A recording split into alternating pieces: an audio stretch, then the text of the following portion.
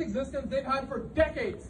That means they go home to the poisoned soil, the poisoned rivers. That means they get to go back to live the same life of subsistence they've been living this whole time. If the farm bills get repealed tomorrow, that is not a victory.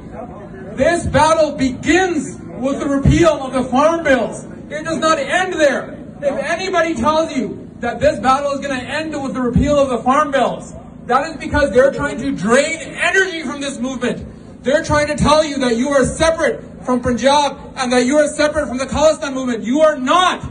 And you have to, at some point, you have to understand the feeling and the emotion that the Khalistani group is bringing to this. I just want you to hear this. I want the young people to hear this.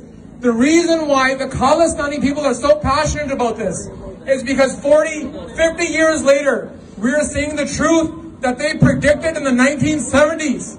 In the 1970s, they wanted an independent land so that we wouldn't have to live through this movement. So my request to all of the young people here is don't close your eyes to each other, don't close your hearts, don't close your minds to each other. If you see somebody with a sign that you don't understand, that has this bad word Khalistan on it, ask questions, learn, understand what's going on and why those people are here. Nobody wanted to become a Kharku. Nobody wanted to become a terrorist. I lost my chacha in the 90s because he became a Kharku.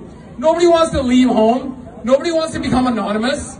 Nobody wants to die young. Why would they do that? Ask the question, why somebody would leave home to become a Kharku, to become part of this independence movement, unless they were under so much pain and so much oppression that they couldn't live in their own homeland anymore.